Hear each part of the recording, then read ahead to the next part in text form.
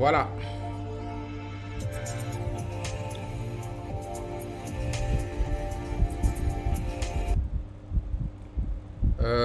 Ok, salaamaaleykum sama gars yi.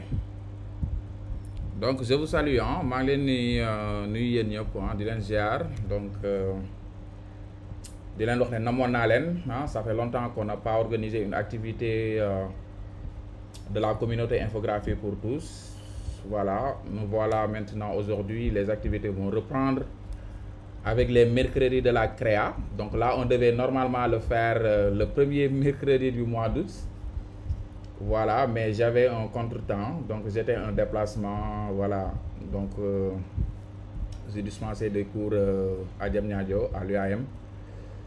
Voilà, donc, et après ça a tombé avec le Magal Touba, et puisqu'on a un Bamba qui doit présenter, voilà, donc, disponible, quoi. Donc, quand même, on l'a fait pratiquement le dernier, au lieu du premier mercredi du mois d'août, on l'a fait le dernier mercredi du mois d'août. Voilà, donc les mercredis de la créa. Je vous rappelle le concept, c'est vraiment une activité où on donne l'opportunité, en tout cas un graphiste, donc un graphiste professionnel, d'accord, pour présenter ses créas, son portfolio, et aussi si les apprenants permettent aussi aux apprenants de poser des questions, partager en tout cas des expériences avec les apprenants, avec les participants.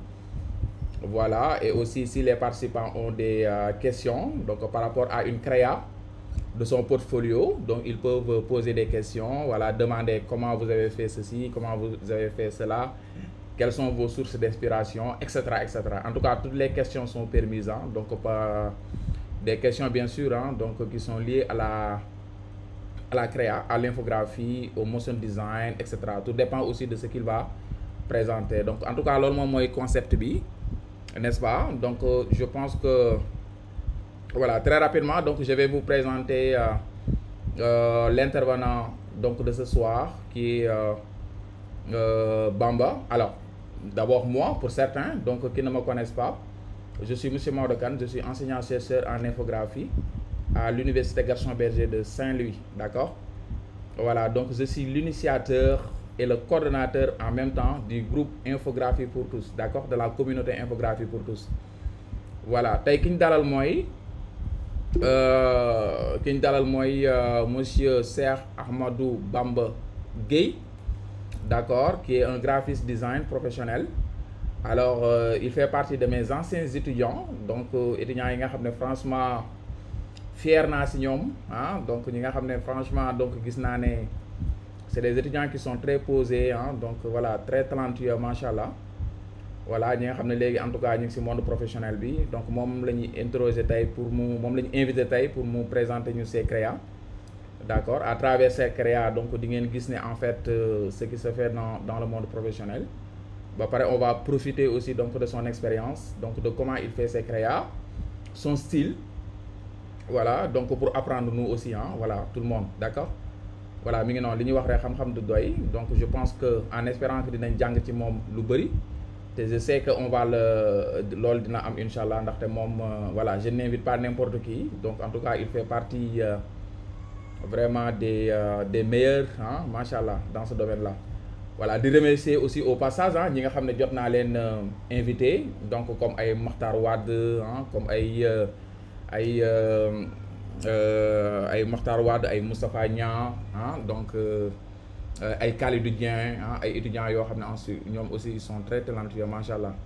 Voilà, ak ñeneen ndaxte bii c'est le numéro 8 en fait, ay ñoom ma dikkee, tu vois, ku lim daal juma, machallah, ñoom ñëpp maa leen remercier. Di leen di remercier aussi yéen tamit c'est seen teewaay, franchement, donc je suis très content de vous, ndaxte aussi soo leen dul woon teew aussi affaire bi dañuy décourager.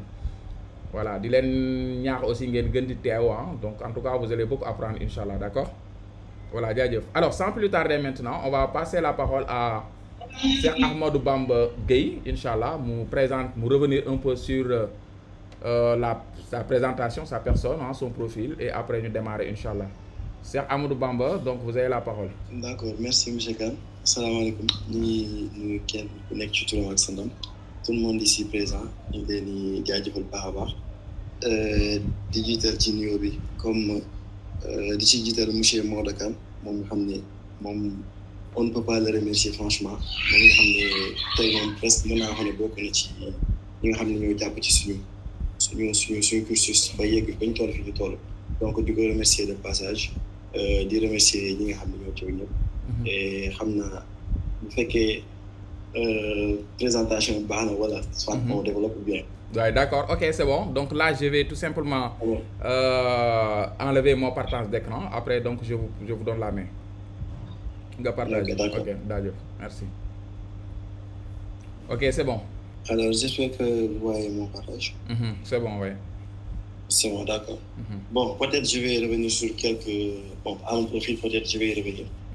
Je suis graphiste designer de base. Je suis aussi photographe. Je suis motion designer. Bon, pour l'instant, quoi. Je vais dire pour l'instant. Parce que si le métier est diversifié, quoi, tu peux être polyvalent, quoi. Dans le moteur. Donc, actuellement, je suis graphiste à Uptech, une institut ici à Dakar. Bon, il fait des formations. Il propose des formations en infographie et console. Voilà, tout ce qui est métier du média numérique. Donc, actuellement, je suis là-bas. Et voilà, quoi. Donc, peut-être comment ça va se dérouler, je vais passer au créa directement ou bien. Oui, c'est bon, vous pouvez passer directement au créa. Ouais. Ok, bon, j'ai pas de portfolio parce que avoir un portfolio, des fois, c'est compliqué, quoi. Tu dois toujours le mettre à jour, chaque jour, à jour pour amener créa UBS. Donc, c'est un peu compliqué.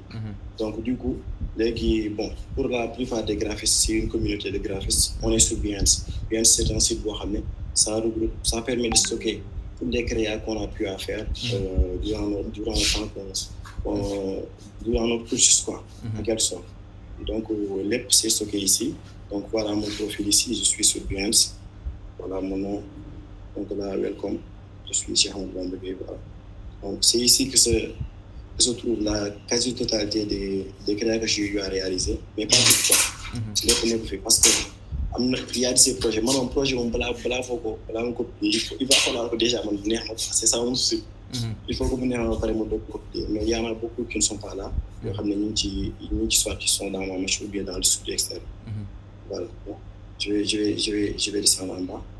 Donc, c'est pas aussi nombreux que ça, mais bon. Mais le contenu y est.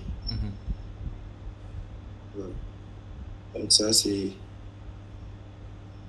mon profil. Donc, il y en a beaucoup.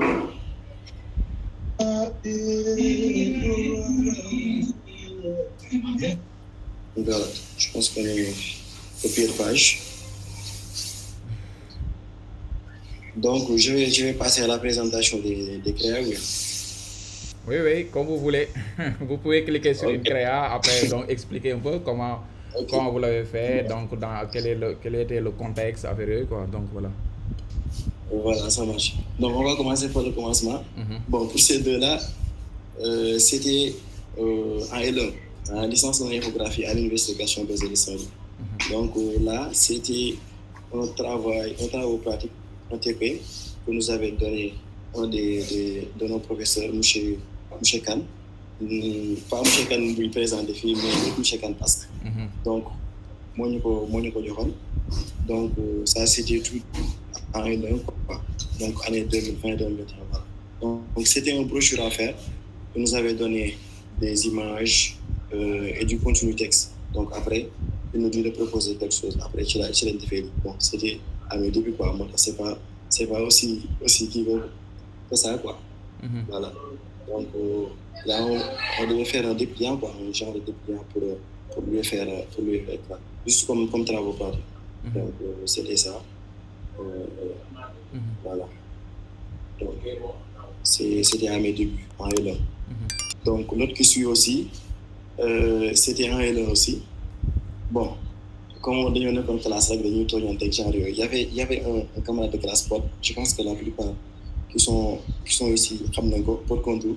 Donc, lui, moi, toujours, je devais afficher des bénéficiaires arabes. Donc, je suis beaucoup de quoi.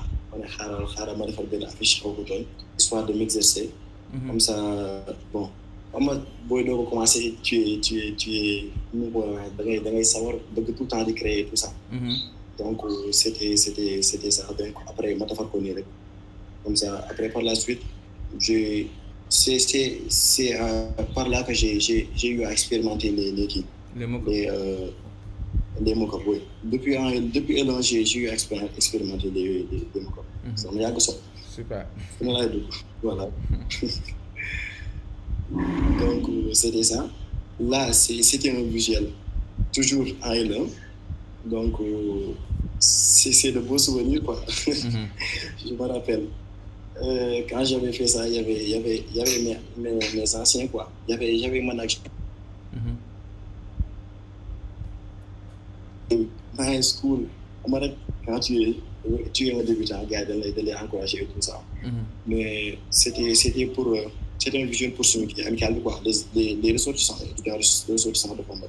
Donc c'est à Khombole que j'habite, c'est mon domicile quoi. Donc j'ai fait ça pour étudiants qui ont devenir quoi. Donc voilà. Bon, l'autre c'est un visuel du Daara Mafaatihul Bichri de UGB. Donc c'est une organisation religieuse qui est toujours là-bas. Donc je fais partie toujours de la communication, de la cellule de communication. Donc c'était un visuel à faire pour comment dirais-je, une présentation lui. Donc lui c'est Ahmadou Bamba, c'est le petit-fils c'est un fils de Serigne Mountakha, l'actuel qui arrive général. Donc il devait venir à Saint-Louis pour présenter le livre bi nga xam ne moom la créé. Donc il a parrainé le livre Daara J, comme ça après par la suite bon on nous avait dit de faire un visuel, après tu l'as fait quoi. Donc après tu l'as partagé, communiqué et tout ça. Donc c'était dans ce cadre. Bon toujours bon, je pense que celui-ci c'est un L2 magazine. Oui. Là aussi c'est un examen. C'était un examen avec Mouché Pasque, Mouché Kane. Donc on devait faire ben magazine. On nous dit tout ce qui est contenu texte et image. Donc on devait faire juste le design par rapport à le milieu. C'était un examen. Donc nous on devait faire après je l'ai mis ici. Donc voilà. Donc c'était un examen sur InDesign. Donc c'est très efficace pour la mise en page. Ouais. Voilà. Donc là, je me rends compte que j'ai fait les erreurs. J'avais fait les erreurs du moins. Parce que là, ça ne devait pas être en noir. Donc avec l'expérience ou bien avec le temps, on arrive à percevoir les erreurs des années passées. Ouais. Donc là, sombre sur ça ne passe pas. Donc voilà quoi. Mais peut-être, bon, dans l'ensemble, ça va quoi. C'est acceptable. Voilà. Bon, là aussi, oui, je l'avais fait pour le label des créatifs. Je pense que dans Basis Fab. Donc c'était à Noël, les fin d'année quoi. Donc ça c'était tendance, mais c'est toujours tendance, mais c'était tendance en 2023. Voilà. Donc le fait d'utiliser un élément, ça fait partie. Donc les 90 jours pour être un bon graphisme, c'est le nom de la formation. Donc j'ai pris le nom de la formation. Vu que c'était tendance, j'ai réfléchi de telle sorte à créer un arbre de Noël avec le nom de la formation. Voilà. Donc c'était ça qui m'avait inspiré. Donc après je l'ai fait. Bon, je pense que cadeau bi fii laa ko defoon, après il m'a corrigé, après vraiment def ko de telle sorte que mu génn tuuti. Vraiment souvenir. Donc c'était ça. Donc là c'est mon logo folio de 2022. C'est-à-dire les logos que j'ai eu à créer en 2022, il m'a fait. Donc voilà, on sait pas tout, mais les plus réussis quoi. Donc là, il y a on est 9, je pense qu'on est 9 filles. Donc ça c'était le vol 1, pour le goût. Bon, le concept c'était de faire un logo pour une entreprise spécialisée dans l'agriculture. Donc j'ai pensé à des feuilles d'arbre ou bien quelque chose qui est lié à la nature. Et pour j'ai pensé à un couronne. Donc du coup j'ai avec les noms, j'ai pu créer ben symbole, quoi. Donc, on a l'impression d'avoir ben couronne. Là aussi, mais on sent aussi la veine du corps. Donc, c'était ça. Donc, ça, c'était une cabinet d'architecture. Donc, là, c'est aussi le logo Les astuces de grand-mère. Mam. Donc, le nom, c'est en Wolof Mam, Les astuces de grand-mère. Bon, là, ben le logo, moi, ben qui là, quoi. C'est ben Harit. Là, c'était un cabinet, une entreprise qui évolue sur ouais, un instant, s'il vous plaît, Bamba. Baïmgo du Job. C'est bon, hein, c'est bon. Hein? Donc, on voit vos puces là. C'est bon, c'est bon. Parce que là, si vous mettez beaucoup, en fait, beaucoup de OK là, donc là, ça risque de, ça risque de gêner, en fait, donc, notre présentation. OK, merci beaucoup, hein, Baïmgo. On sait que vous êtes content. Très bien. Atia. On poursuit. Ok, d'accord. Ouais. Bon, là, c'était toujours un logo, Coin Pizza. Donc, c'est un milieu où on vend des pizzas. Donc, j'ai utilisé le pizza comme une icône de localisation, si vous regardez bien. C'est un icône de localisation, mais c'est représenté par un pizza. Donc, c'était ça. Donc là, c'était aussi un logo en Wolof Carré Table. Je pense que ça a fait beaucoup de bruit. Pour ceux qui l'ont vu. Donc, il m'a saboté en statut, saboté. Carré, tout ça. Voilà. Donc, ça, c'était pour un logo pour Pollen.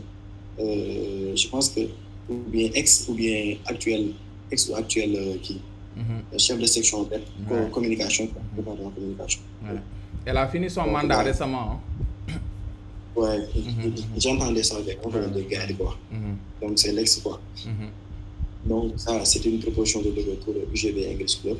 Donc, là, il y a le tour qui est un élément phare de l'UGB. Donc, là, c'est décibel.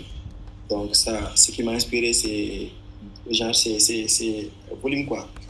Regardez, si j'appuie sur le volume, si vous regardez, je ne sais pas si vous voyez le volume qui apparaît sur le l'écran. C'est ça qui m'a inspiré. Donc, j'ai utilisé ça pour faire décibel, c'est l'une de mesures du son. Oui, c'est ça.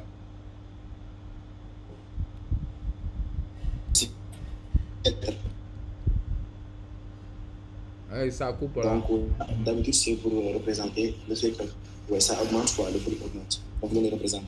Ça a une son, c'était un défense de logo à faire. Ça, c'était un logo aussi. Mohamed Salim Diaye, si vous avez une question, vous pouvez attendre la fin. Hein? Donc, sinon, vous l'écrivez, s'il vous plaît. Vous pouvez écrire votre question, sinon vous attendez quoi. On le laisse terminer et après, maintenant, on revient sur les questions. Et sur les, voilà, sur les interventions, en tout cas. Donc, c'est bon, hein? Vous pouvez continuer. D'accord. Ok, bon, logo Joker. Bon, la quasi-totalité des logos ici faits, bon, c'était durant la formation 90 jours. Donc, la plupart, c'était durant la formation. Donc là, c'était un projet, bon, il y avait un gars qui m'avait contacté sur LinkedIn. Donc, mon boulot du job, quoi. Mais Wadi, il est de là. Ah ouais? Wadi, il faut le visualiser après. Bon, quand je commence avec le gars, il y a ça, de la nappe. Je vais visualiser après, moi, je vais contacter l'entreprise. Après, d'accord, vous me payez après. Je commence à dire, vous me payez. Après, bon, nous allons faire quoi. Mais depuis lors, même avant de faire la police. Ah ouais? Depuis lors, oui. Vous l'avez dit. Donc, c'était ça, donc, après moi, depuis lors, ça. Bon, c'est pas un perte parce qu'au moins, j'ai eu à réagir quelque chose. Après, je l'ai stocké ici.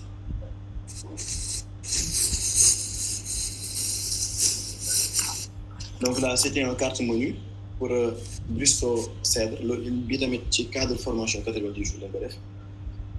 Donc, c'était très amusant, quoi. Donc, ça, d'abord, on exerce carrément.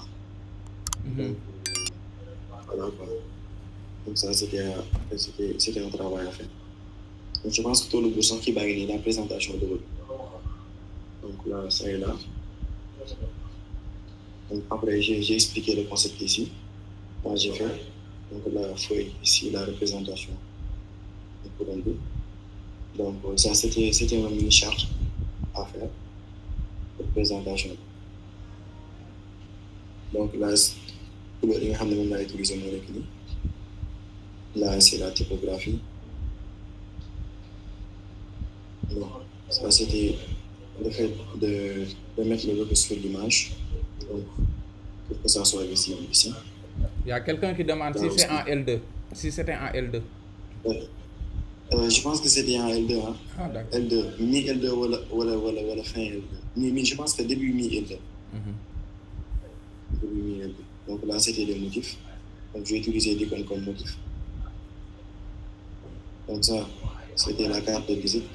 C'était une carte simple. Là, c'était les mock-up, quoi. Les goodies. Bloc-notes, t-shirts, etc. Là, c'est un dépliant que j'ai fait pour AADS. C'est mon mentor qui m'avait donné ça et qui m'avait dit de le faire. Après, je ne l'avais pas fait.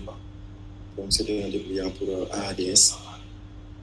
Et aussi, il y avait une campagne aussi, une campagne publicitaire. Donc, un dépliant. Donc,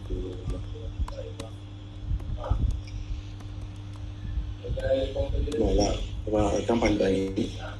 Donc, dans le texte après, à partir de ça, il a proposé une campagne. Donc, j'ai lu mon économie, mais après, je me suis amusé, après, me dire une présentation, histoire de le rendre un peu attirant. Donc, voilà le message, mon intégrité corporelle et mon droit de plus absolu sur la violence.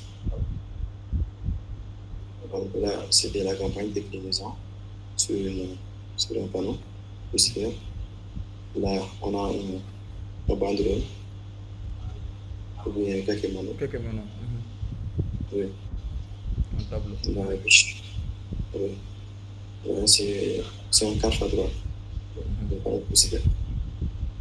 Voilà. C'était une petite présentation. Des fois, rien n'est au bout, donc, mieux vaut s'amuser, quoi. Ouais, c'est intéressant. Oui. Est-ce que vous pouvez marquer cette petite fenêtre-là? Donc là, ça... Ouais, c'est un peu bizarre. Ouais. Ça gêne, c'est un peu bizarre. Ah, ok. Je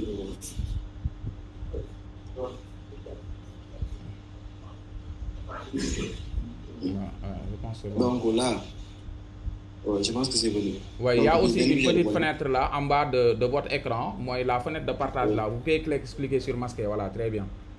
C'est bon, ouais. D'accord. Bon, mais c'était un visuel. Bon, actuellement, je suis dans cette entreprise, Institut Bidi Anek, actuellement Optech. Bon, là, c'était en L2, je pense. C'est une belle publication. Je ne sais pas qui était là-bas.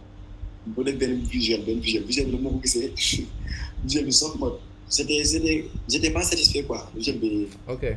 Quoi. Après, par la suite, j'ai repris le visuel, comme ça, histoire de m'exercer aussi. Après, par la suite, je l'avais envoyé à Basis après le gars. Bon, c'était un petit visuel, quoi. Voilà.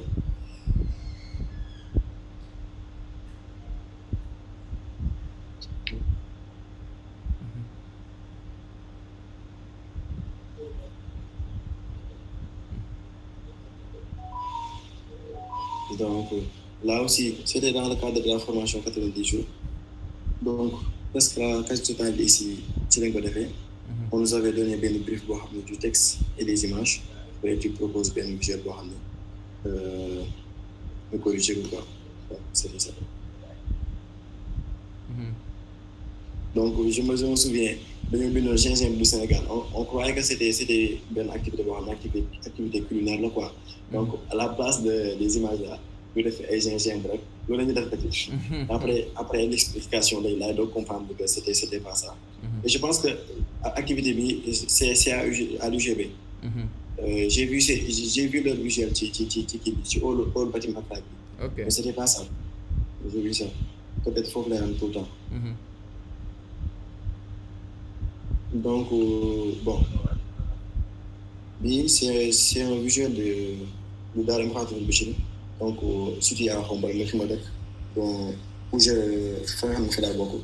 Donc, c'est moi qui ai fait la refonte du logo et proposé des visuels pour les navires, quoi, durant le mois de Ramadan. Donc, chaque fois, bon, je peux dire que mon graphiste, c'est moi qui propose que ce soit pour tous les événements. Donc ça, c'était un visuel pour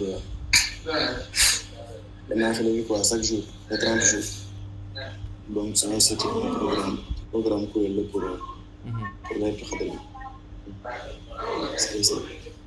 bon, je pense que ce que je l'avais montré tout à l'heure, ça, là, ma présentation de logo 6. Donc, voilà le concept, le nom, bon, élément, domaine d'activité, c'est-à-dire les briques. Donc, c'est assez simple, assez minimaliste. Voilà, après, j'ai fait la présentation avec les couleurs, typographie, images. Voilà. Donc, carte de visite, casque de sécurité, bouteille d'eau. Voilà. Donc, aussi, quand on me l'a ça. Donc, voici la présentation. Donc, les couleurs.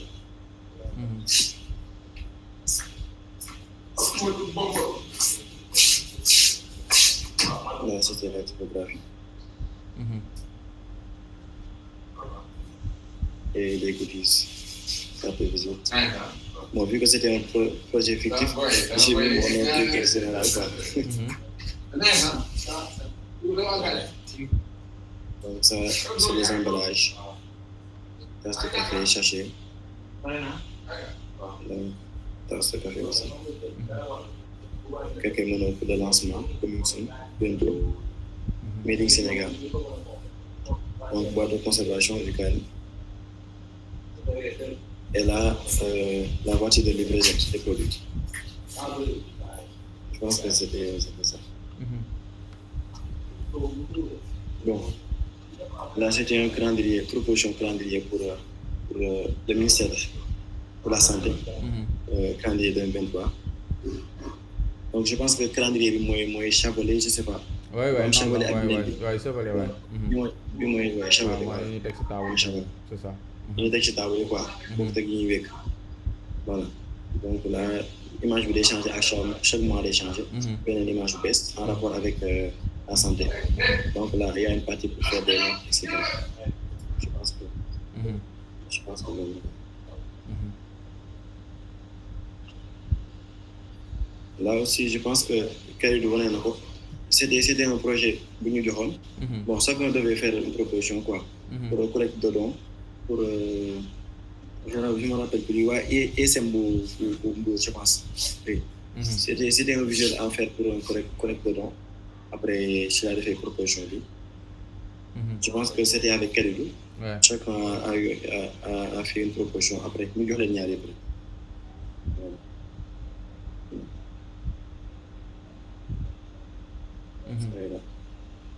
Bon après on m'a fait benn remarque lañ ma def je pense que c'était Mandak je me souviens bien. mu wax image bi naan ma di ma tooñ naan ma ay chinois nga def ci gannaaw quoi si vous regardez bien. Ouais. ça. Mais le coup était déjà parti c'est doon ma ko wax sax. Ah d'accord voilà. Ok oui c'est vrai. J'ai laissé passer. Donc mën naa mën solution ko.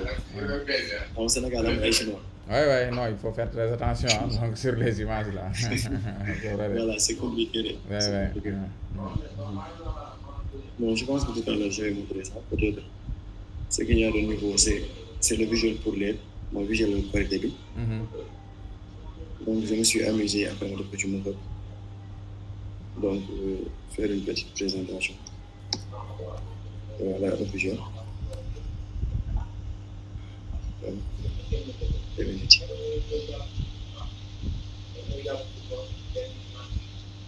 Ça aussi, c'était un petit visuel. Juste, je pense que dañu un peu de fréquence, c'était gratuit quoi. Après, ma def ko nii après ñu. Donc là, lune bi comme qui va symboliser le thé quoi.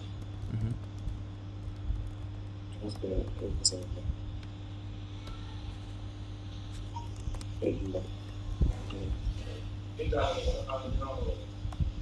Ça aussi, ben projet la bu ma joxoon tamit, c'était pour Al Fouti voyage.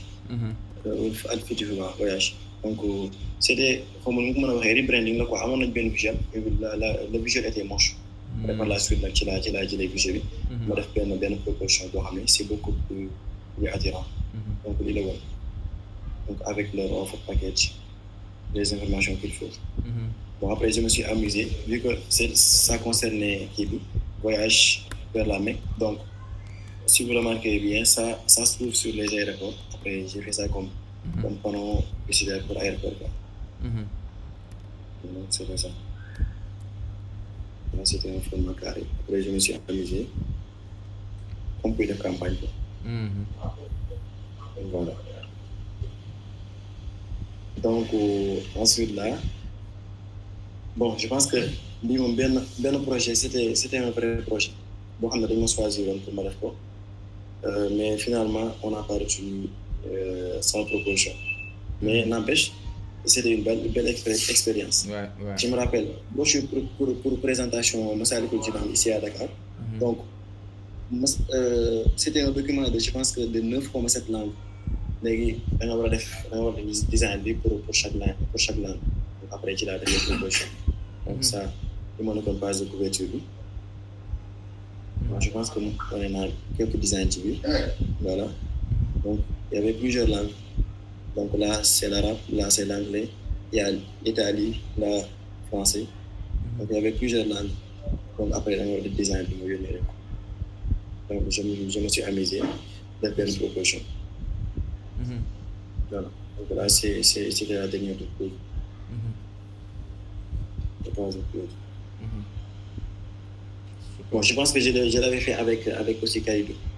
Kalidou, moom tamit defoon na benn proposition. D'accord. Ok. Bon.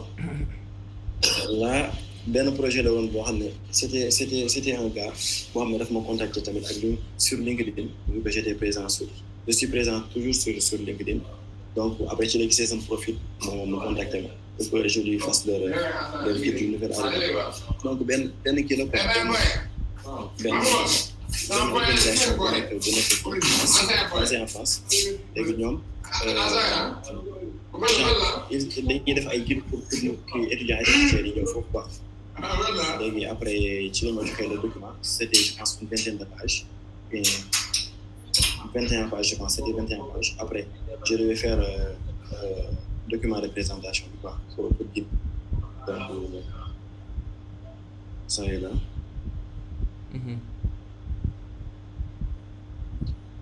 Voilà. Donc voici le sommaire bi bienvenue en France bon bi moom j'avoue que lekk naa ci xaalis quoi. Ah ouais, machallah c'est très bien. parce que dama leen defar ba pare après par la suite bon ba ma leen facturer pare dafa leen kii pare donc après ñu bëggaat defaat dara ensuite je me refacturer leen pour tâche boobu ñu bëgg ma defaat. Excellent, très bien. Voilà.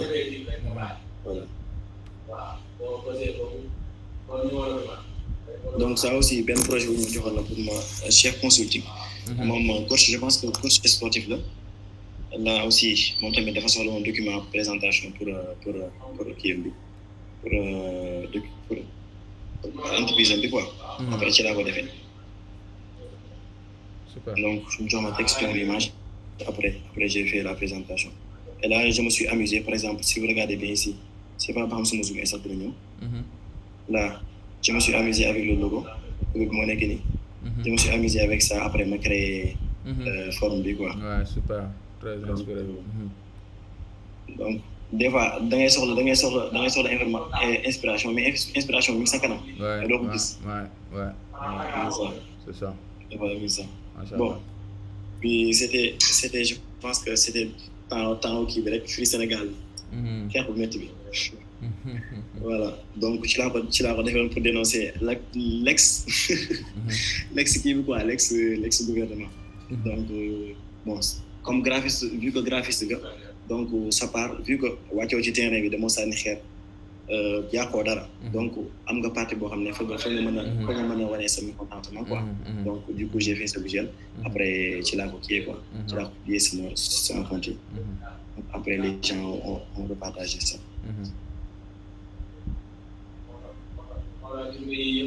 Donc bii moom dama toog rek benn 8 mars je pense que 8 mars 2022 xam nga doon 20 ans bon c'était le 8 mars bon vu que graphiste laa woon je me dis que au moins je dois proposer un contenu après par la suite rek ma ne je vais essayer de préparer ça kenn waxuma dara ma defar ko après ma publier sama compte. Donc ça si vous regardez bien dama utiliser benn illustration boo xam ne il y a presque tous les types de peau bon pour représenter le monde entier quoi ak aussi carte bi ma utiliser carte du monde bi pour exprimer pour wane quoi 8 mars bi journée mondiale de la femme donc c'était ça bon puis moom je pense que c'était en L3 ou L2 bon monsieur Ousmane Ndiaye moo ñu joxoon projet bi on devait faire un vrai projet un réel projet boo xam ne une entreprise de livraison donc suñu groupe bi man maa chargé woon defar logo bi c'était un groupe de travail maa chargé woon defar logo bi ak après ma proposé donc après ma proposé rek automatiquement gars yi validé ko après ñu jëm ci animation bi et cetera donc là j'ai fait une petite explication donc là l'initiale de l'express mon express bi initiale bi la E donc c'est ça et là on a les deux mains si vous regardez bien il y a un négatif space donc l'action de donner et de recevoir donc qui joxe ak qui recevoir pour représenter c'est-à-dire c'est une belle entreprise boo xam ne day def livraison la quoi oui le donner et le recevoir comme ci image de couverture bi donc ça c'était les déclinaisons typographie couleur donc j'ai fait une petite présentation beaucoup d'examens quoi mais man après aw ma lu ma def après donc des fois il y a du vide quoi doo am loo def donc je m'exerce de temps en temps donc là l'application de la couleur là j'ai fait benn petit visuel mooy li nekk ci ëpp quoi le donner et le recevoir mooy kii mooy joxe colis bi après keneen recevoir donc c'était pensé comme ça donc après goodies yi là carte visite moo nekk nii là c'était le packaging c'est-à-dire bu fekkee am na colis yu mag yi yóbbu wala yu ndaw donc dañuy proposer benn packaging toujours dans le cadre de la communication donc ça c'était des stickers donc là proposition pour icône application donc là c'était les t-shirts pour les livreurs etc.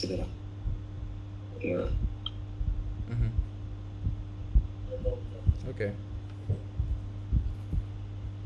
Donc bi aussi c'était 8 mars la 8 mars la woon aussi dañ ma contacté woon pour ma defar benn visuel je me rappelle visuel bi ma koy def j'étais en classe je pense que ban prof laa amoon sax parce que du woon monsieur Diagne ci biir classe bi laa wax defee dama yóbbaale woon sama machine nag après ñu contacté ma urgemment après même toog ci gannaaw nag di def visuel mais ça m'a pas pris beaucoup de temps après ma envoyé ko après ma continuer sama cours quoi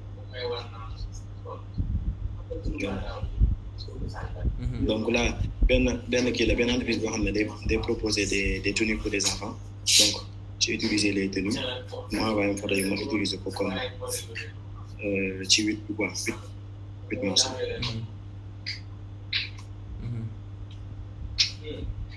Donc bi aussi Shop Me Away je pense que c'est une entreprise basée en France tamit bon bi sama mentor moo ko joxoon c'était dans le cadre mooy kii Tabaski Day on devait faire benn campagne boo xam ne après mu joxoon ma gérer après ci laa proposé quoi donc ñoom ñoo lay jox tout ce qui est contenu texte après yaa def proposition ñu xool valider donc ça c'était des quiz quoi des quiz quoi pour faire deviner les gens que la fête de la Tabaski approche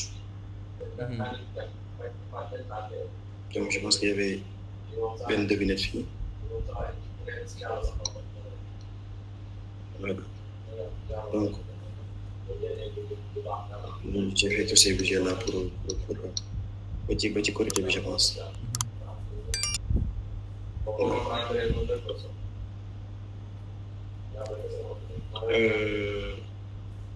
bon bi aussi benn kii la tamit benn projet bu ñu ma joxoon pour ma war a gérer mooy Bamba Day bi am kii aux États-Unis donc dañ ma contacté woon bon sama mentor sax moom ko joxoon te moom je pense que dafa amoon imprévu amul woon temps après mu jox ma ko quoi après ma gérer ko donc c'était un document de 41 pages. Je pense qu'on devait le faire en une semaine, je pense. Après, tu l'as fait. Donc, nous avons tout ce qui est contenu. Après, on devait proposer des années. Voilà quoi. Donc, je pense que cette année, ça, je te montre parce que je malade qui est fichier source. Après, moi, je fais. Ce gars, il a fait une baisse, il doit changer quelques éléments. Je vais lui fichier source. Parce que je vais faire mon drive pour au cas où il me contacte. Après, je lui dis, moi, je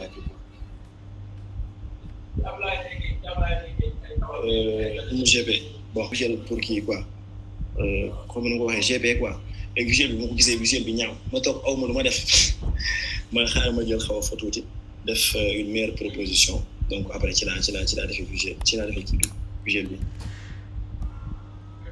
donc c'était ça.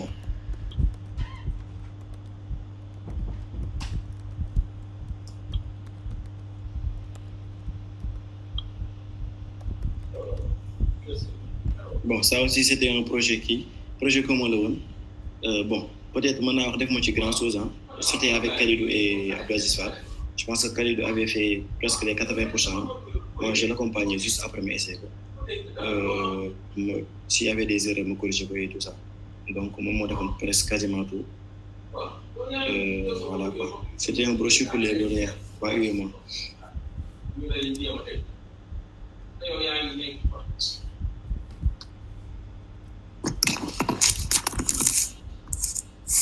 Bon, puis c'était dans le cadre de la formation 90 jours, c'est là que tu as fait, je me rappelle bien.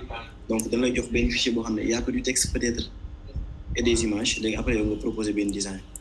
Donc, après, tu l'as fait. Bon, vu que c'était un projet intéressant, après, mais pourquoi pas me publier sur mon compte. Voilà. Bon, mais je pense que c'était un L3. Dans le UGB. Donc, il y avait une assemblée générale avec le Daram. Donc, vu que je pense que c'est le service de communication. Donc, Bamba? Bon, je ne sais pas votre condition de travail là où vous êtes actuellement. Est-ce que vous pouvez éviter le bruit? Parce qu'il y a derrière en fait quelqu'un qui parle. Je ne sais pas. Mais si vous ne pouvez pas l'éviter, ce n'est pas grave. Hein? Donc vous pouvez continuer quoi. Mais je pense que... Ouais, non. Si vous ne pouvez pas l'éviter, c'est pas grave. Donc c'est bon, continuez. On va gérer. Ouais. D'accord. Okay.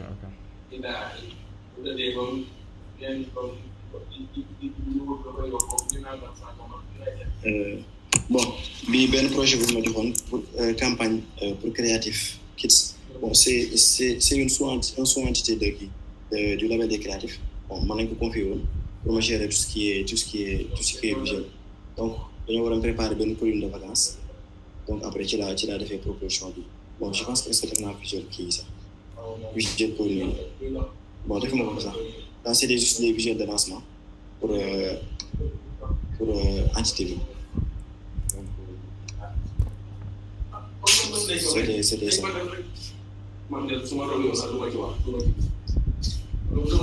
Donc après tu as fait présentation donc là c'est en rapport avec les enfants. Après tu as utilisé l'image de l'enfant comme moment où il posait une question. Donc après j'ai utilisé ça comme comment dirais-je pour faire qui sommes-nous quoi, pour dire qui sommes-nous, c'est-à-dire c'est qui Creative Kids ou bien qui sont Creative Kids. Donc c'était ça.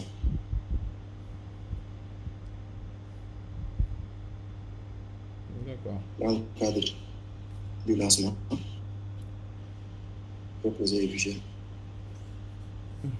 D'accord. Donc, vu que c'est un rapport avec les enfants, donc il fallait faire quelque chose de ramener.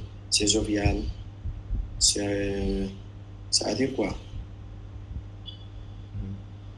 Voilà. Bon, maintenant, je pense qu'avec Optic, c'est une très longue histoire. Parce que là, je me rappelle, c'était en fin de, je pense, comment, depuis L3. C'est là que je me confié pour me gérer qui campagne pour le master. Après, tu l'as fait.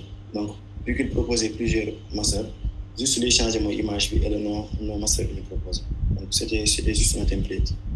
ngay changer élément yi rek comme graphiste tu changes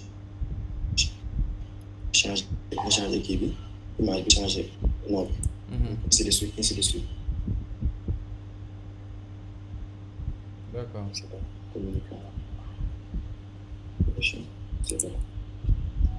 Je pense que loolu bon toujours avec Shop Me Away bi tamit c'était dans le cadre des Black Friday tamit donc dañu joxoon benn brief nga war a proposer des visuels donc quel type de shopper es-tu ñi nga xam ne dañuy xaar ba affaire yomb ñi nga xam ne sa affaire nga mën a jënd ak ñi nga xam ne dañuy teg xel. Donc j'ai utilisé les emojis pour représenter quoi. Donc là c'était dans le cadre. C'est comme ça.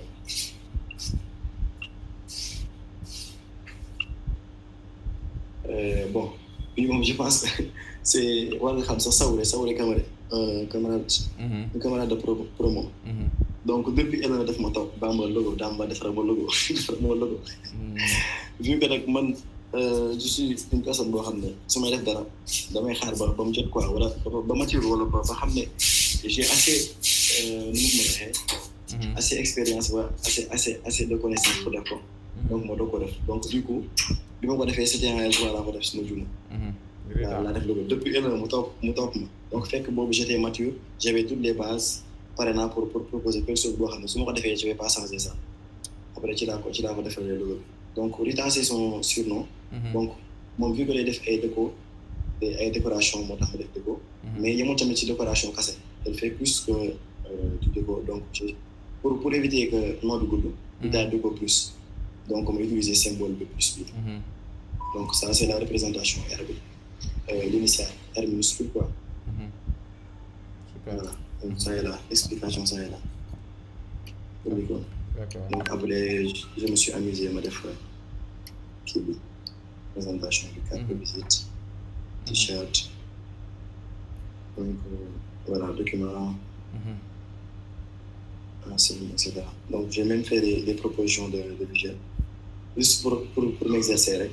Donc là de l'ordinaire à l'extraordinaire si vous regardez bien ici avec pas simple avec des images l'ordinaire à l'extraordinaire pour symboliser ça. Très inspiré. Voilà.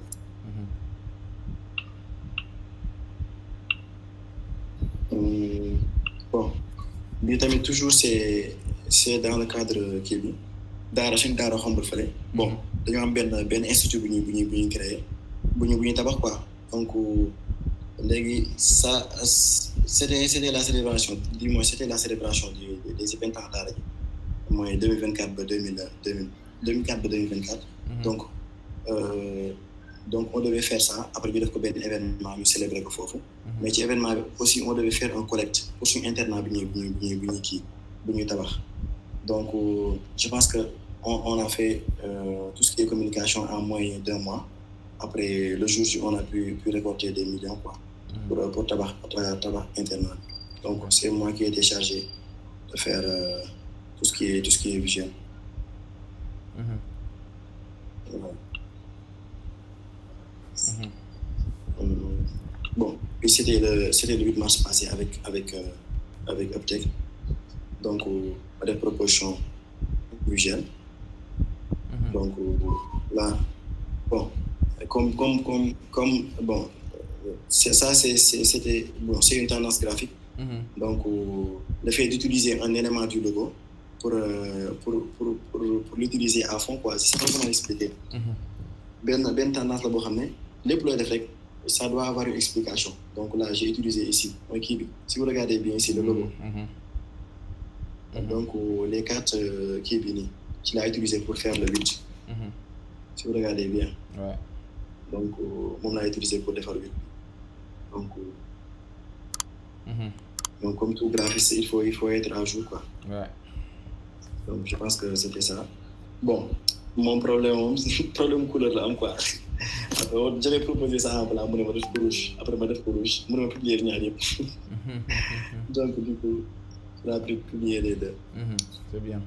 Je pense que l'autre ça on avait fait en wolof. Ouais, c'est cool. Aussi, toujours dans le cadre de Kibi, peut-être. Donc, pendant son projet, automatiquement, je vais le faire, quoi.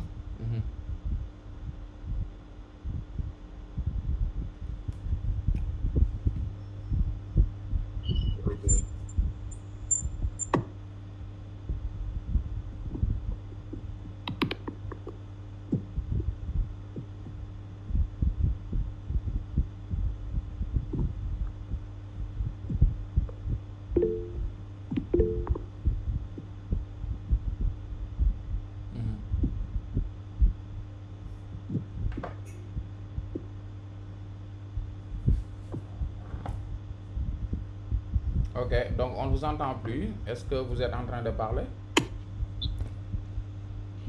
Désolé. Ouais, non, c'est bon maintenant. Ok, d'accord. Parce que c'est Ouais. Bon, le chef d'entreprise là, il a fait proposition de logo pour une institut. Mais finalement, vous voyez de quoi.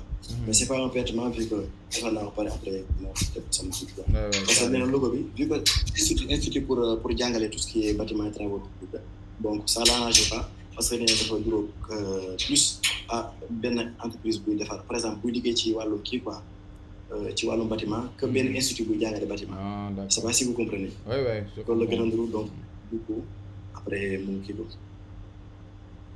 voilà. Après les présentations avec les couleurs.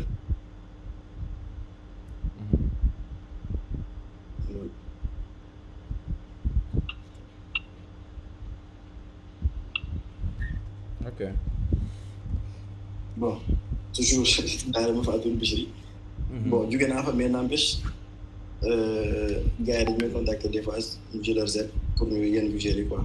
Donc, c'est un passé c'était le 13 juillet 2024. J'étais là-bas ça. Donc, dans ma défaite visuelle, après j'ai donné ça à Nifanek actuellement, nous gère tout ce qui est déclinaison de Fadep. Donc, ma réponse proposition visuelle. Bon, niveau que tu vois, après maintenant, on va faire quoi pour publier ça. Super.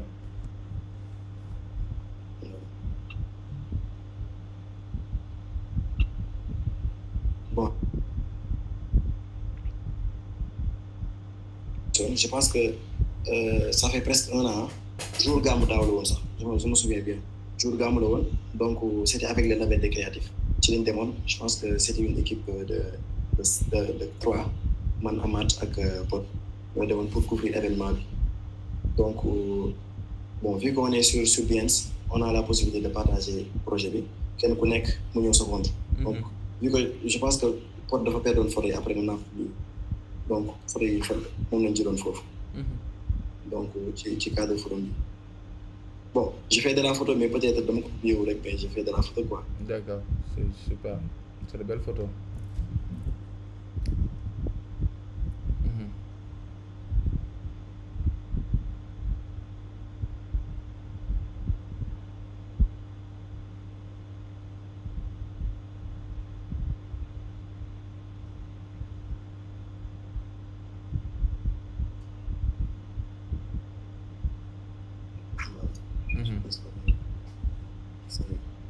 Ouais.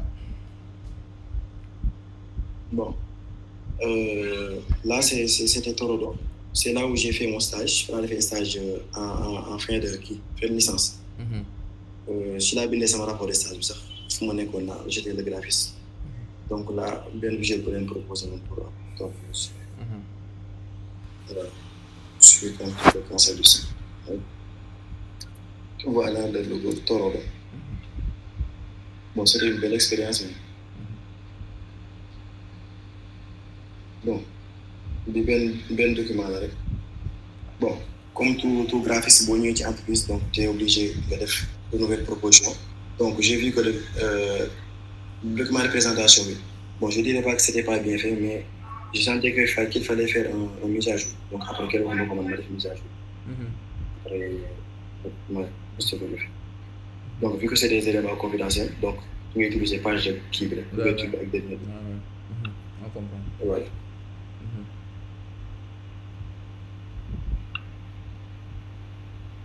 Lui aussi, c'était à Torodo pour Gamou.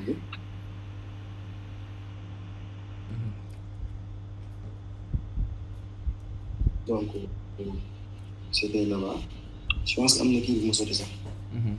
benn kii bi mu sotti je sais pas loo xam ne ça est là je l'avais sauté là aussi c'était à Torodo donc dañoo waroon def benn campagne pour faire connaître le produit donc sur des supermarchés ay Casino ay Auchan donc man maa ci laa defee kii ci laa defee proposition budget bi donc d'abord on devait faire connaître le produit donc là produit bi moo nekk nii donc là c'est un petit texte pour expliquer ça.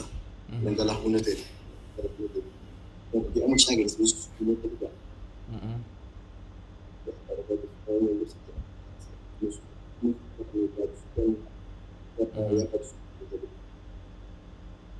Ça c'est pas fait à l'année c'est fait à des gens dañuy bàyyi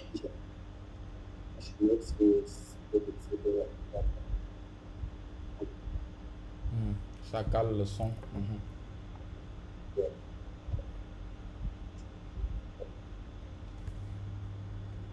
moo nekk nii.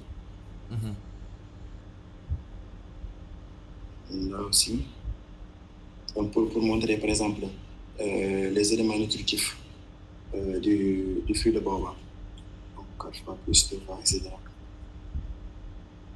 donc léegi moom je me suis amusé rek utiliser ma bopp la pâche yi voilà.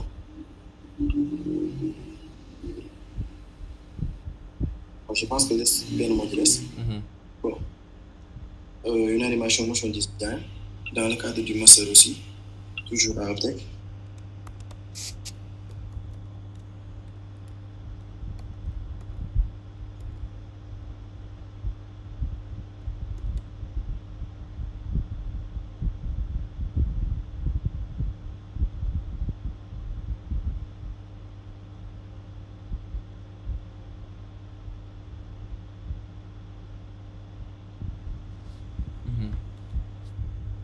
Voilà, c'était dans le cadre de lancement master bi pour année 2023-2024. Donc je pense que visuel sax dugal na ko fi. Peut-être après. J'ai pas eu le temps. Je pense qu'on a fait le tour. Ouais, merci. C'est pas beaucoup, mais voilà quoi. Nice, machallah. Donc en tout cas c'est des visuels. Mën nga rester ci page bi, il faut rester sur la page. Donc xam naa ne gars yi am nañ ay questions donc voilà en tout cas c'est très intéressant donc toujours fier. Voilà donc xamoon naa ne soo ñu présenter quand même présentation bi dina jaar yoon et aussi vraiment c'est des visuels qui sont très intéressants donc en vous connaissant moom xamoon naa li ñuy xaar quoi machallah. Alors donc très rapidement on va prendre d'abord Abdoulaye Mbengue a levé la main. Abdoulaye Mbengue, vous pouvez prendre la parole. Abdoulaye Mbengue d'abord. Allô. Bonsoir tout le monde. Bonsoir Abdoulaye. Oui, bonsoir. Bonsoir tout le monde. Je m'appelle Abdoulaye Mbengue. Je suis graphic designer et vidéaste. Je suis au niveau de Wido. Allô, vous m'entendez? Oui, on vous entend. Oui, on vous entend. D'accord. Donc, je suis au niveau de la Sonatel, plus particulièrement Wido. C'est une plateforme de streaming qui met en œuvre les œuvres des vidéos et des trucs de théâtre sénégalais et tout. Donc, je suis vraiment content de rejoindre la team et vraiment satisfait de ce que j'ai vu. Parce que je vois que vraiment les gars, ils s'y mettent. En question de créativité, en question de forme, du visuel, ou bien du logo, pour vraiment donner forme à ce qu'ils font. Et je suis très content de cette initiative-là. Merci. Et félicitations à Cheikh Ahmadou Bamba. Merci. Et je sais que c'est juste une petite partie parce que je sais qu'il y a tellement de jeunes qui sont comme ça et qui sont dans le groupe. J'ai l'habitude de lire les messages là dans le groupe. Et fais mention spéciale à vous. Bon, moi j'avais des questions. Ahmadou Bamba, en combien de temps tu as pu réaliser tous ces projets-là? C'est une question. En deux, quelles sont tes méthodes de travail, en fait? Parce que ce que j'ai vu là, je pense que tu mises beaucoup trop sur les chartes graphiques et ce qui est excellent. Parce qu'une création, donc, ça nécessite d'être charté, surtout. Moi, je mise trop sur ça. En plus, j'espère que vous êtes de UGB, n'est-ce pas? Oui, je suis de l'UGB. Ah, d'accord. Donc, c'est bien. Et vous avez été bien formé. Le travail est clean. Ça, c'est pas une question, mais c'est une suggestion, une remarque, en fait, je veux dire. Donc, je ne pouvais pas m'empêcher de dire ce que je pense. C'est pourquoi j'ai levé plusieurs fois la main. Donc, moi, je suis adepte des travaux bien faits. Et j'ai réagi instinctivement, ça c'est moi. Mais félicitations à vous et je laisse la parole aux autres. Donc, la question, c'est juste que en combien de temps tu as pu réaliser tous ces projets-là, en fait? C'est en combien de temps? Parce que je veux savoir. Parce que ça, pour réaliser un document comme ça, l'inspiration, ça voilà. Ça prend un peu de temps. Oui, ça c'est vrai. Bon, pour tout ce qui est là, je peux dire que j'ai fait ça en 3 ans. Durant les 3 ans que j'ai fait, j'étais à l'université, quoi. Donc, même avant de sortir de l'université de l'UGB, j'ai commencé à faire des créas. Donc, je peux dire que c'est pour 3 ans. Voilà. Donc, peut-être de 3 ans, c'est les 3 ans, chaque jour tu fais quelque chose, mais ça va et ça vient, quoi. Donc, c'est pas le moment. C'est pas tout le temps. Et il y a beaucoup de projets que j'ai pas mis ici. Comme je disais tout à l'heure, des fois, pour que je publie un projet, il faudrait d'abord que ça me satisfait. Il faut que ça me satisfait, que j'aime le projet pour pouvoir au moins le publier. Donc ça, c'est un défaut pour moi. C'est un défaut. Ouais, non, c'est bon. D'accord.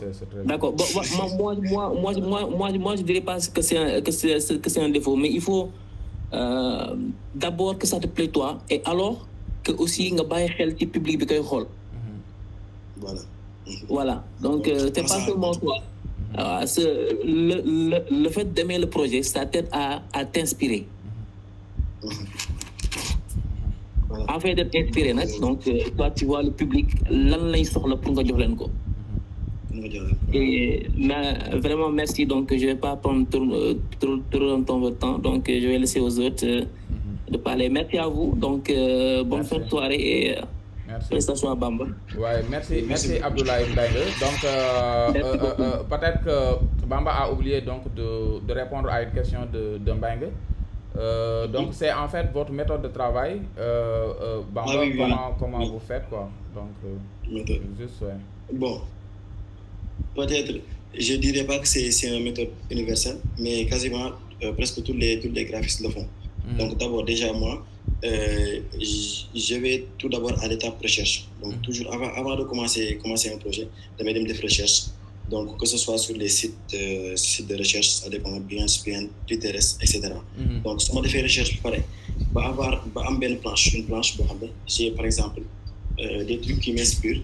Après, tu dois commencer le travail. Donc c'est comme ça que je procède. Mais il peut y arriver que des fois, je vais demander un petit studio, quoi. Instinctivement, des fois, tu as une inspiration. On te dit quelque chose, ça c'est pour les deviner. Après, tu as une piste de Excellent. Merci. Okay. Merci. Excellent. Pourquoi cette question? Parce que votre thème, c'est comment tu as fait, c'est ça, non? Ouais. Donc, voilà, dites-nous comment c'est fait. Voilà, comment c'est fait. Donc, lui, en présentant, il a juste survolé et dire c'est quel projet et tout, mais il n'a pas approfondi. C'est pourquoi j'ai posé cette question, en fait. Très bien, ouais. C'est important, ouais. C'est ça. Voilà, et merci à vous. Ok, merci beaucoup. Merci beaucoup. Alors, donc, je donne la parole à Abdou Aziz Gaye. Abdou Aziz Gaye. Voilà, merci beaucoup, M. Kane. Moi, c'est Abdou Aziz Gaye. on s'est rencontrés lors de la Coupe du Recteur à Diamniadio. Je fais partie de l'équipe créa de l'Université numérique. Ouais, merci. Ouais, donc, je crois bien que tu te rappelles de moi. Ouais, bien sûr. Avec Mansour, ouais. L'équipe DCM, quoi. Voilà. L'équipe DCM, quoi. Voilà, j'ai suivi aujourd'hui cette session parce que il y a longtemps que j'ai voulu participer à ce genre de sessions que vous organisez, que je trouve très intéressant. Merci. Je te l'avais dit la fois passée, moi je suis dans le groupe Infographiste pour tous. Je suis tout ce que vous faites et je suis très, très, très satisfait de votre travail. Merci. Alors, j'ai suivi toute la présentation de Bamba. Je tenais à le féliciter pour la présentation exceptionnelle.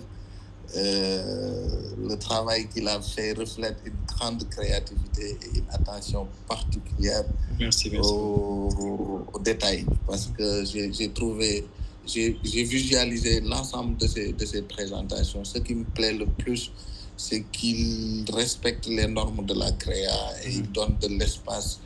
Et véritablement, la créa est facile à lire, quoi.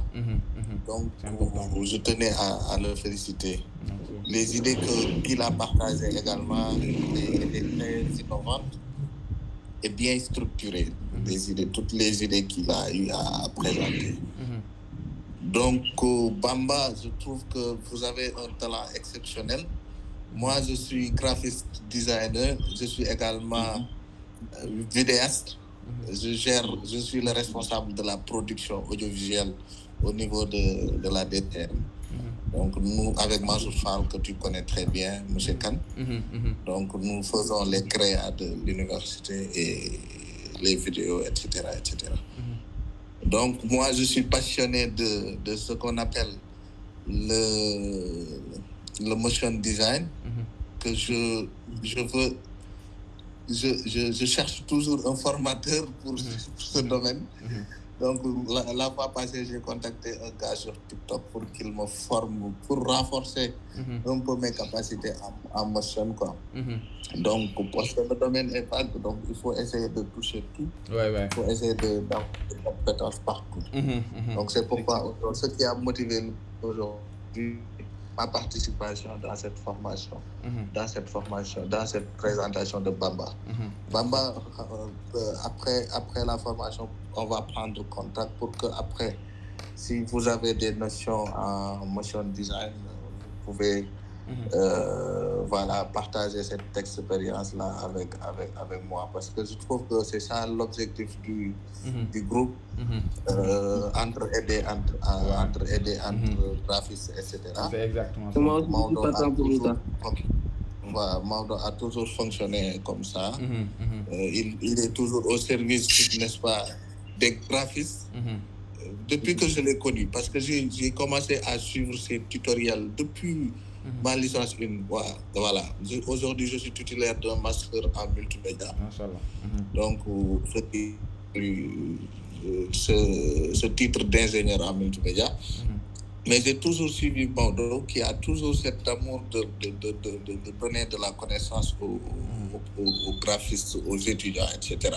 Sans attendre rien au retour. Il faut préciser cela. Sans rien attendre. Depuis que je l'ai connu, il a cet amour de partage. Moi, damay faral di wax ne Maodo dama koy xool ci sama bopp, quoi, parce que man j'ai toujours aimé partager mes connaissances sans rien attendre. Donc loolu boo koy def yàlla moo lay fay. Donc que Dieu t'assiste, monsieur Kane. Donc je vais m'en arrêter là. Après, Bamba, si vous pouvez me partager votre contact, comme ça on va prendre contact, mieux échanger, mieux se connaître. Merci beaucoup, monsieur Kane. Merci à l'ensemble des participants. Merci beaucoup. Merci beaucoup, Gaye. Vraiment, c'est témoignage et aussi si amour bi nga am aussi si infographie et vraiment voilà, quoi. En tout cas, merci beaucoup. Alors, oui, donc Bamba vient de partager en fait son numéro, donc mun ngeen ko jël. Bon, on ne sait jamais. Voilà. Légui, je pense qu'il y a un autre là qui avait levé la main. ñu xool kan la très rapidement après Bamba man ma ñëw ci questions yi hein donc am na ay quelques contributions ñu mën a kii nii bon maintenant je pense que c'est bon hein donc gisuma keneen lever la main d'accord alors très rapidement en fait bon moi j'ai quelques questions Bamba donc sur votre page votre document logotype donc je vois que vous mettez toujours en fait la version noir et blanc de vos logos sur votre logo folio. Alors pourquoi? Oui. Donc j'aimerais savoir en fait pourquoi vous préférez la version monochrome des logos noir et blanc toujours en fait dans votre logo folio. Bon, je sais pas quoi dire ça, mais bon, déjà le noir et blanc déjà comme nous notre prof nous disait monsieur Fall, donc déjà un logo en noir et blanc déjà ça doit attirer.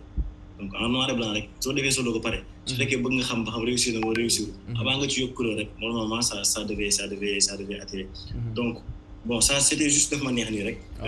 J'ai pas mis les couleurs. D'accord. Daf ma neex nii rek j'ai vu que c'était tendance aussi. Donc les graphistes sur Behance utilisaient des couleurs soit monochrome pour faire la présentation. Donc c'était tendance. Donc j'ai suivi ce mouvement pour logo. Mais n'empêche logo bu nekk am na couleur quoi. am na kii boppam quoi benn document de présentation à part quoi ouais. Là aussi j'ai remarqué ouais, c'est ça. D'accord. Donc, OK. C'était ça en résumé. Voilà. Alors maintenant deuxième question bi mooy est-ce que en fait toutes vos créas en fait ont été en fait une commande quoi? Ou bien en tout cas est-ce qu'il y a des voilà est-ce qu'on vous a commandé quand même toutes les créas que vous avez fait ici ou bien donc est-ce que c'était sous forme d'exercice sous forme de créa comme ça rek donc de temps libre quoi? Bon, je dirais pas que tous les créas ici sont des commandes, mais il y en a qui sont des commandes. Donc il y en a qui sont des commandes yoo xam ne le gars m'a payé, mais il y en a d'autres. Bon, je dirais que pas toutes, mais plus de les 40% sont des projets fictifs quoi. Donc soit yi dama ko defee ci formation bi, soit yi c'était des projets yoo xam ne dama toog aw lu ma def ma bëgg exercer wu après ci laa ko def. Donc c'est voilà la composition. Donc c'est ça la composition quoi. D'accord. OK. Donc il y a Khadim Diouf qui demande sa ban projet moo ëpp lu mu fay ci xaalis et ñaata la lii moom il part d'argent quoi. Donc votre projet le mieux payé peut-être même soo ñëwul ci xaalis bi mais le projet le mieux payé quoi en fait bi nga am fii nii parmi les projets en tout cas que vous avez là mais bon ce n'est pas la peine de revenir sur le montant hein. De dire voilà. mais le mieux payé le projet le mieux payé en tout cas là au Sénégal duñ fay moom. Ouais, ça doit être là ouais normalement ouais. Vous avez vraiment insisté sur ce projet là ndaxte vous avez dit bi moom lekk naa si xaalis quoi. Voilà d'accord. Voilà quoi donc ci la lekkee xaalis voilà. D'accord, OK, c'est bien. Bon, c'était un projet intéressant parce que ki ma doon liggéeyal dafa mel ni man c'était une personne boo xam ne dafa bëgg détail. Ouais. su ma envoyé fichier bi bu si y a un texte boo xam ne dafa am suu rek wala soit texte bi am espace rek automatiquement da koy wax changer dindi. Donc c'était une personne boo xam ne dafa bëgg détail. Donc c'était un projet nag difficile rek. parce que métti woon na parce que da ngay envoyé après ñu joxal la nga y avait beaucoup d'allers-retours quoi. Donc c'était ça. Mais c'est de l'expérience comme on dit. Expérience la. Donc erreur bi ma def sax mooy bi ma def ci laa ko xamee. Donc l'erreur que j'ai fait mooy document bi je l'ai fait sur Illustrator. D'accord. Donc un document d'une vingtaine de pages, des photos de HD haute qualité. Donc l'a utilisé. Donc du coup machine bi doon ramer comme pas possible. Mais je me suis débrouillé. Mais après nag l'autre projet que j'ai fait sur 41 pages, je pense que mooy bii nii celui-ci. Sur 41 pages, je l'ai fait sur InDesign. Et tu vois carrément la différence. Déjà, le document il est très kii. Document est très léger. Donc, da ngay am facilité de navigation. Sans pour autant que le logiciel peut. Oui, flexibilité. Total. Voilà. D'accord, OK. Alors, on prend Makhtar Wade. Après, ñu ñëwaat ci yeneen question yi quoi. Allez, Makhtar. Bonsoir. bonsoir. Non, boy, arrête-toi aussi. Je laisse tomber. Bon, bàyyi ma bañ la wax li ma la daan woowee quoi, c'est pas grave, c'est non les. Non, grave, ne bëggoo. Ok, ñu dem. Sinon, vraiment niveau quoi, il a bien présenté et jàngat nañ ci affaire yu bari quoi. Comme monsieur Kane vient de le dire tantôt, on apprend toujours quoi. On apprend toujours. Je témoignage rek ak benn question. Parce que Bamba, on était dans la même classe et j'ai eu à travailler avec lui sur beaucoup de projets. On a eu à discuter sur beaucoup de projets aussi. Et je trouve que c'est vraiment une personne intéressante, quoi. C'est vraiment une personne intéressante qui a une force de proposition, tu vois. Nit le ko xamanteni il est minutieux dans les détails en fait. Man lolu mo gëna neex ci mom quoi. Ça veut dire que li ñi di bayyi des points ou en fait sur les détails comme les gens ils disent ce sont les détails qui font la différence en fait. Lui il rigole pas avec ça quoi, tu vois, avec d'autres personnes aussi. Donc c'était loolu rek laa amoon lu may témoigner quoi. Mais à part ça j'aimerais bien lui poser la question inspiration. On ne me parle pas de Behance, de Pinterest, mais mis à part ces plateformes de recherche quoi, d'où viennent tes inspirations en fait. Merci beaucoup. Merci Mokhtar, merci. Bamba. Ok, merci beaucoup Mokhtar. Bon, d'abord ñu wax yëpp ci moom la nekk quoi. Loolu franchement il fait partie des commandes de promo yoo xam ne on les oublie jamais quoi. Ñooy ànd tout le temps. Ba jusqu'à présent sax on est ensemble quoi. Des fois on se rencontre à Dakar ici de temps en temps. Donc ñu wax yëpp ci moom la nekk quoi. Pour faire simple. Voilà. Bon, par rapport à la question d'où me vient l'inspiration. Bon, peut-être je dirais que ça vient naturellement d'une part, d'autre part c'est avec l'expérience. Donc loolu mën a joxe comme définition. Donc naturellement des fois mën na la wax dara automatiquement da nga am ci idée. Donc ça vient naturellement. Après boo amee idée boobu bon tu notes ça après tu essaies nga essayer jéem a peaufiner ça ba am li nga bëgg comme D'accord. Ouais, non c'est clair. L'expérience tamit. Donc comme da nga travailler ci projet yu bari. Donc par force par rapport à mes débuts suñu ma daan jox projet dama doon stressé comme pas possible. Parce que je me disais est-ce que je serai à la hauteur, mais actuellement ba ma joxee projet mais dem tëdd na la ba yàlla jàmmal ma doog a jóg def ko. Parce que am nga maturité bi expérience. Voilà. Voilà. C'est ça. Avec l'aide des inspirations ça. D'accord. Ça aide quoi. D'accord, ok. Alors il y a beaucoup de questions hein. Donc il y a qui Talaboy qui dit Bamba, c'est quoi votre secret en design? Secret. La recherche.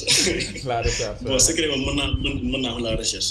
Parce que bon, peut-être léegi laa ko wàññi, mais quand j'étais à l'université Gaston Berger, bon, tout le temps bu gars yi nekkee par exemple sur les réseaux sociaux soit sur WhatsApp wala fu nga def Instagram di connecté fu ne nga bëgg fa. Donc moi naturellement je sais pas xaw ma lu ma daloon na peut-être c'était passion bi moo taxoon, mais des fois du ma yor dara dama yor sama connexion damay dugg soit Pinterest, surtout Pinterest man Pinterest moom mooy sama site de recherche favori fa laay dugg même su fekkee awma projet bu ma def damay dugg mel ni ku nekk Facebook di surfer di xool créer yi am donc ci ngay découvrir plein de choses boo gisee lu lay intéressé nga enregistré ko soit sa téléphone soit nga créer des planches yoo xam ne mën ko enregistré ko après boo demee ba am projet bu mel noonu après automatiquement da nga naan amoon naa idée fële xam nga boo xoolee affaire bi rek idée bi day ñëwaat donc si l'idée revient après facilement tu gères le travail vite fait. Excellent. Donc c'est très clair. D'accord. Alors, Moustapha Ndiaye, toutes ces créations, vous l'avez réalisées à travers des applications ou quoi? Je pense que c'est évident. Est-ce que vous utilisez des applications pour créer pour faire ces créas-là? Bon, effectivement, okay. Bon, je sais pas, application ou logiciel. Parce que s'il s'agit des applications, je ne sais pas si vous avez déjà nom ou pas. L'application, c'est sur les smartphones. Donc, le logiciel, c'est sur les machines. Donc, c'est les logiciels d'Adobe, la gamme Adobe qu'on a utilisée, que ce soit InDesign, Photoshop, After Effects, Illustrator. Donc, tu l'as fait. Donc, c'est la gamme Adobe en quelque sorte. D'accord. Alors, il y a SML Jack qui dit, en fait, vous avez travaillé avec combien de structures? Depuis vos débuts, en fait, est-ce que vous avez travaillé avec plusieurs structures? Combien? Bon, je pense qu'il y en a. Bon, je pense que j'ai commencé à travailler avec des structures depuis la L2. Donc, ça doit faire environ les 5 voire 7, je pense. D'accord. Soit 5, soit 7 quoi. Très bien. Je vais travailler avec D'accord. Voilà, là, c'est un témoignage de Kabirou Gueye, un gars qui nous a initiés dans le domaine du graphisme. Il parle de vous. Un gars disponible, humble et très méthodique. C'est grâce à lui que je suis devenu un graphiste. Voilà, donc je peux dire, c'est très bien, d'accord, ok, moi j'aime grâce à lui, d'accord. Bon, t'as le boy, comment faire pour avoir une inspiration en graphisme. Là, il a déjà expliqué, pour être court, franchement. Donc, voilà, inspiration, il faut vraiment faire de la recherche, il faut surfer donc dans les... dans les plateformes de publication de créa comme Pinterest, comme Behance, etc. Et aussi, parfois aussi, c'est inné, aussi du doigt là. Inspiration, il faut vraiment être artiste parfois aussi. Et aussi en matière de création, même avant de venir à l'université, j'étais un passionné. Donc, automatiquement, donc c'était les outils qui me manquaient de l'université après tout. D'accord, ok, je pense que c'est bon. Alors, je vais regarder maintenant ceux qui avaient levé la main. Oui, Mamoun Gueye, rapidement. Voilà, où il y a Mamoun Gueye, allez-y. Oui, bonsoir, vous m'entendez? Oui, on vous entend, Mamoun. Oui, ça va, vous allez bien? Alhamdulillah, oui. Bon, je suis là comme un invité, parce que je ne suis pas un graphiste. D'accord, c'est bien. mais vraiment, la présentation, machallah. Merci. Bon, Amadou, c'est un frère, c'est mon petit frère. Bon, je l'encourage par rapport à ses réalisations. Ok, c'est super. Bon, je reviens par rapport à ce qu'il disait tout à l'heure, quoi, parce que vraiment, il aimait la création avant même d'aller à l'université de Gaston Berger. Ok. Oui, je me rappelle le jour où il a eu l'option de choisir ses options par rapport à l'université. Quand il me disait qu'il y a un métier de design, je dis ça, je sais que vous avez choisi demal rek quoi. Ah ouais, machallah. Ouais, c'est ça. Vraiment moom foo ko fekk moom avant université moom foo ko fekk day laqatu nag ci ay création yooyu quoi moom vraiment je peux en témoigner. Ouais, machallah. Juste de le dire de vraiment redoubler d'effort affaire yi moom kenn moom ko gëm sa bopp rek la. Waaw mi ngi noonu jaajëf. Waaw foofu laa mën a yam vraiment j'ai suivi la présentation. amoon naa benn kii sax benn logo ma koy waxoon mais ba léegi nii mi ngi may dawloo quoi loolu mooy sama problème. waaw mi ngi noonu nag instant yii moom dafa fuul xam naa rek. 300 000 ou 400 000 je ne sais pas. doo ko fay de. non dina ko dóor nee na ma daal da ngay fay ba ne waaw baax na. non dinaa ko poñe mu defar ko loolu moom. waaw kon baax na vraiment je l'encourage quoi et je veux dire que de se persévérer reste moom yàlla na ci yàlla teg loxo quoi. amiin merci beaucoup. jaajëf jaar naa ne yéen tamit kontaan nañ ci yéen donc vraiment yéen tamit ñi ko dooleel ñi ko bàyyi aussi ba mu ñi ko encouragé aussi ba mu resté si formation bi te xam ne loolu la bëgg waaw il faut se persévérer quoi bul yam ne fii laa yam quoi j'ai connu tout mais xamal ni xamoo dara quoi. jaajëf waaw c'est ça quoi. merci beaucoup. waaw vraiment on vous remercie vraiment et du courage. jaajëf merci beaucoup. ok. Donc on va essayer donc de boucler très rapidement donc merci il y a Modou aussi qui dit machallah merci pour séance etc. Alors donc là très rapidement on va essayer de boucler avec alors il y a aussi en fait certains qui demandent le lien donc de votre compte Behance Cheikh Bamba donc vous pouvez peut-être je vais partager ça. Voilà, partager ça. Alors donc peut-être juste pour dire donc vos logiciels favoris, quels sont vos logiciels favoris, Bamba? Actuellement, bon, je dirais, je vais mettre en première place Illustrator. Parce que je suis quasiment sur Illustrator. Ok. Bon, là aussi il y a aussi Photoshop que j'aime bien aussi. Pour tout ce qui est image et tout ça. Avec After Effects. D'accord, c'est très bien. Moi, c'est mon top 3, quoi. Wow, moi, c'est top 3. C'est très bien. Ok. Voilà.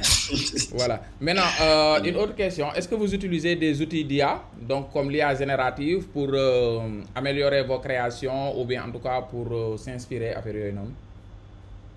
Oui, effectivement. Donc, de m'utiliser IA, vu qu'on est à l'ère IA, intelligence artificielle, je l'utilise soit pour tout ce qui est contenu texte, ou soit pour tout ce qui est création. Par exemple, le plus connu, c'est ChatGPT. Je l'utilise. Même sur ChatGPT, on a la possibilité, comment dirais-je, des prompts ou bien des propositions, ça peut servir d'inspiration. Donc, des fois, je l'utilise sur Firefly. Et aussi, il y a d'autres logiciels comme Adobe Firefly. Ouais, Firefly. Donc là, c'est pour générer des images. Oui, c'est pour générer des images, et tant d'autres aussi. Donc, j'explore quoi. Très bien, très bien, d'accord. En tout cas, c'est une opportunité, hein, donc il faut vraiment l'utiliser. C'est une opportunité. Voilà, donc c'est pas un frein, c'est pas une menace, quoi. Donc voilà. Alors, maintenant. Il faut s'adapter, quoi. Ouais, c'est ça. Donc tout à l'heure là, je vous ai entendu parler, puis vous présenté juste avant fin bi. En fait, vous avez donné le fichier source au. Je ne sais pas, est-ce que vous l'avez donné au client ou bien vous l'avez donné à votre mentor? Mais am na benn moment nga wax ko quoi. Projet bi la woon quoi. D'accord. Bi c'est un hectare. Bon, je pense qu'ils sont présents sur les donc c'était benn waay boo xam ne kii la community manager la. Donc moom mënul créer visuel. Donc dafa bëggoon kenn koo xam ne moom lay collaborer du moins. Pour proposer. Donc dafa waxoon donc je devais avoir une pourcentage ci marché boobu noonu. Donc dafa bëggoon kii liggéey ak entreprise bi donc mënu ma defal visuel yi léegi ñoom je vais essayer de démarcher ça comme ça bu ma décrocher marché bi après ma jox la sa pourcentage. Donc d'accord xam nga booy doo commencer rek gars yi dañuy dut ci xeer yi. mu ngi noonu donc je suis tombé dans le piège après waa ji boobu laa vidéo des gars. Ah ouais, donc parce que vous avez donné le fichier source. Donc parce que quand vous retenez le fichier source bi de. Ouais. Mais produit final, la radio quoi, image quoi, le produit final. Ah ouais, c'est la même chose. La radio, c'est la même chose. Ok. Ouais, bon, ça arrive, hein, mais après, donc, si Django, quoi, tu vois. Voilà, donc, l'autre aussi, Montagnac, hein, voilà. Donc, en tout cas, donc, ouais. Bon, il y a aussi ce qui dit, Seydou Abou Sao écrit les noms des logiciels. Ouais, bon, Amnokou Kobindal déjà, c'est bien, d'accord. D'accord. En tout cas, vraiment merci. Hein? Donc, je sais donc guddi na ñu ngi leen di remercier. Bon, je pense que question yi des na ba léegi hein. Donc ñu jël kenn rek dernier hein? Mohamed El Moustapha Agne. Donc ce sera donc le dernier intervenant après ñu tëj quoi. Oui, Allez-y Mohamed. Oui, Mohamed El Moustapha Agne. Salaamaaleykum. Maaleykum salaam. Maaleykum salaam. Moustapha. Mbokk yi ziar nañ la. Delloo ziar bu baax alhamdulilah. C'est un immense plaisir participer ci séance bi.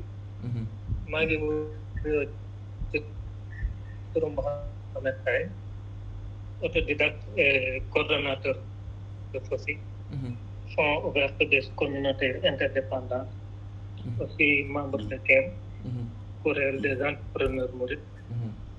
Naturellement, des mots de remerciement et de félicitations à l'endroit de tous, et particulièrement à Bambo. Di amaan mbégte loolu sax. En définitive, question rek la am. Bambo.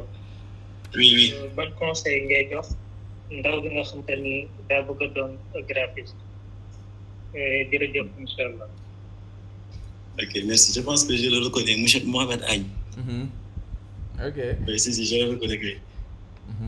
On s'est croisés, on s'est connus ci foire bi amoon fi foire du Magal. Donc, durant avant ça, quoi. Ouais, machallah.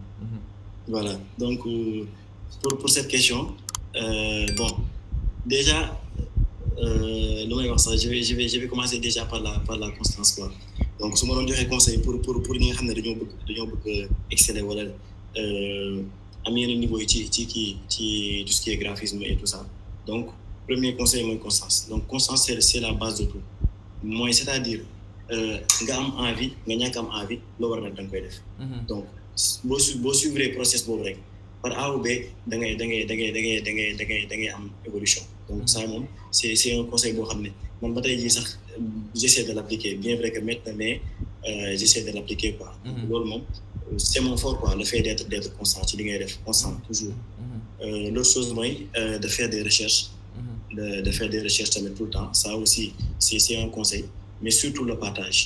Le partage moom donc j'ai eu à expérimenter ça quoi, donc le partage de les permettre moi jàng comme pas possible. Donc au début bon sincèrement man je suis une personne boo xam ne je suis introverti quoi, dama tëju donc j'aimais pas trop partager mais avec le temps booy xamante ak nit ñi comme genre des Makhtar Wade et tout ça donc c'est des personnes yoo xam ne sont ouvertes boo nekk ak ñoom rek automatiquement tu es free après yow par la suite nga adapté wu ci loolu. Donc le partage moom c'est très important franchement. Donc ça aide sur beaucoup de côtés. Donc je pense que loolu laa mënoon wax comme joxe comme conseil. Ouais, c'est ça donc di partager di nangu critique. Merci. Voilà donc oui aussi. Ouais donc beaucoup d'exercices des exercices encore voilà. mi ngi noonu donc faut gis créa soo amee temps jëm ko reproduire d'abord c'est la reproduction. D'accord donc soo jàngee ba xam logiciel bi donc di reproduire ay créa xam nga reproduction moom yomb na jël benn créa defaraat ko quoi tu vois même si vous n'avez pas les images de cette créa là vous téléchargez d'autres images vous les remplacez et cetera léegi soo demee ba foofu noonu après donc ngay commencer créer say propres kii nii wala nga jël benn créa nga jël par exemple modifier ko en fait donc apporter say propres touches voilà là tu après donc de temps en temps ngay commencer léegi donc di indépendant quoi ci say créa en fait d'accord mi ngi noonu. Voilà donc voilà donc en tout cas vraiment merci beaucoup à tous xam naa ne tey moom xaw nañoo guddee tuuti mais création yi moom moo ko laaj donc c'était vraiment intéressant donc merci yéen ñëpp gis naa témoignages yi gis naa messages yi et tout voilà donc di leen jaajëfal donc di leen wax ne les activités vont continuer dans la communauté infographie pour tous bu benn na ñëpp di connecté wu donc di contribuer inchallah ba beneen yoon donc avec un autre intervenant inchallah dans les mercredis de la créa jaajëf et bonne soirée à tous ciao ciao